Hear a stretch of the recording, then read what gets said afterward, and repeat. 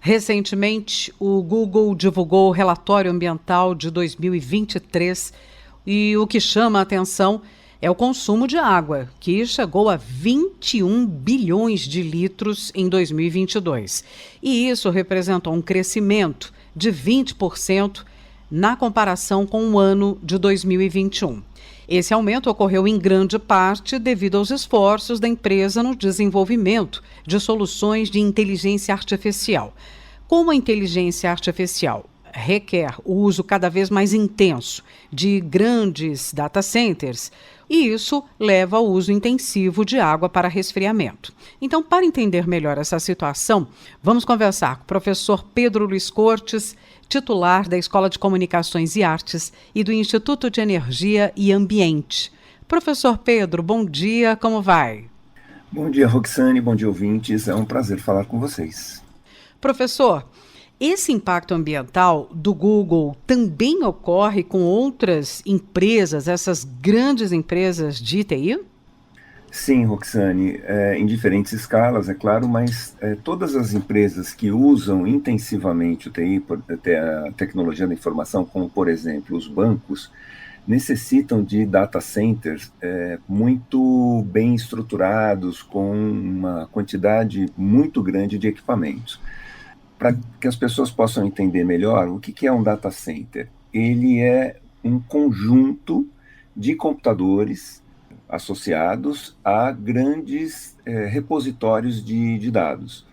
Toda essa estrutura gera muito calor devido ao consumo intensivo de energia elétrica. E temos aí um outro problema ambiental. E para que essa temperatura seja reduzida, normalmente os sistemas de arrefecimento, eles utilizam a água. Uhum. Então, parte dessa água ela é perdida por evaporação, parte é reutilizada no próprio sistema, mas chama muito a atenção esse consumo impressionante do Google de 21 bilhões de litros, com um aumento de 20% aí devido ao investimento que eles estão fazendo em tecnologia da informação aplicada à inteligência artificial. Agora, muitas vezes a gente pode ter a impressão que essas ações virtuais, que essas atividades virtuais, que elas acabam gerando pouco impacto ambiental, mas não é o que a gente verifica. Eu lembro da gente ter comentado isso antes da pandemia mesmo, né? Quando surgiu aí a febre dos bitcoins, a respeito das estruturas que estavam sendo montadas nos Estados Unidos para processamento dessas transações com moedas eletrônicas, né, do tipo Bitcoin, e muitas cidades estavam ficando realmente muito assustadas, porque, por vezes, o consumo de um data center, ele se assemelhava ao de uma pequena cidade americana, um uso muito intenso. Então, nós temos aí, na verdade, dois problemas ambientais, né? O uso intensivo de água, muito intensivo, e também o uso muito intensivo de energia elétrica. Nem sempre, no caso dos Estados Unidos, né, na maioria das vezes, não vem de fontes renováveis. Muitas vezes é geração a partir de termoelétricas movidas a combustíveis fósseis. Então, esse impacto ele acontece. Não necessariamente num montante como o Google, porque o Google é um gigante internacional, mas se nós pegarmos grandes bancos, grandes portais, todos esses players utilizam muito intensamente o processamento de dados e, consequentemente, né, precisam de estruturas muito significativas que consomem muita energia e também acabam gerando muito calor. Então, a TI ela não está isenta desses impactos ambientais, infelizmente. Agora, professor Pedro, o que poderia ser feito para minimizar esses impactos, né, na medida em que essas empresas vão continuar crescendo, avançando, enfim? Bom, Roxane, eu vou começar citando o caso do Google, porque boa parte dos centros de processamento, né, desses data centers, eles estão situados nos Estados Unidos em diferentes regiões.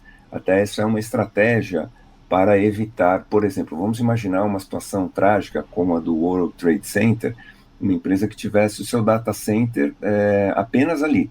Quer dizer, às vezes um evento traumático como esse, né, uma tragédia, pode colocar tudo abaixo. Então, o Google, assim como outras empresas, o Google desenvolveu uma estratégia de espalhar os seus data centers em diferentes estados, mas há uma concentração de estruturas de processamento na Califórnia, ali no Vale do Silício, e a Califórnia é um estado que tem uma crise crônica em relação, uma situação crônica em relação à água, uma escassez hídrica muito significativa, e outros estados americanos vêm sofrendo de uma situação parecida. Recentemente eu estava olhando o mapa das áreas que estão passando, né, por estresse hídrico assim de médio ou grande porte.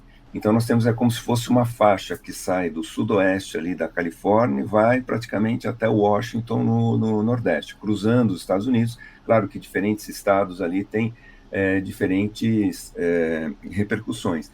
Mas veja, o que o Google poderia fazer é incentivar, né, investir muito na reutilização dessa água para o resfriamento, evitar a perda, né, por evaporação para a atmosfera, que é o que acaba acontecendo, porque essa água ela acaba, né, no sistema de refrigeração, ela acaba sendo aquecida e ela vai para torres de resfriamento, onde uma parte disso evapora. Então, o ideal seria que ela reutilizasse o máximo possível essa água ou investisse em sistemas que utilizassem apenas ar no resfriamento dos equipamentos.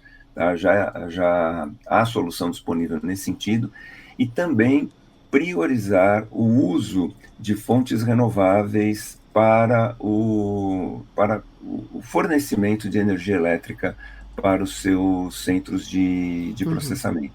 E aí tem uma situação bastante interessante, porque como o Google ele é um grande player, né, uma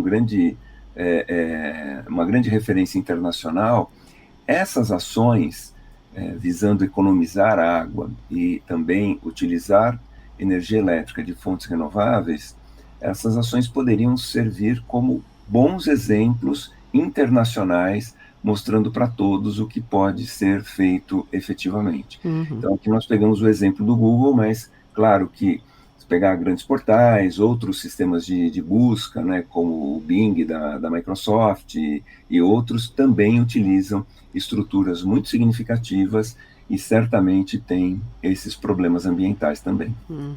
O Google seria uma grande propaganda, né? É uma grande propaganda de qualquer ação, como você explicou aqui para a gente. Muito bem, professor Pedro Luiz Cortes, titular da ECA, do Instituto de Energia e Ambiente. Tem o canal no YouTube O Ambiente é o Nosso Meio, onde você pode acompanhar nossas conversas semanais, assim como em nosso portal. Vai na aba Atualidades, Jornal da USP no Ar, primeira edição. Professor, muito obrigada e até a próxima semana. Eu que agradeço, uma boa semana a todos.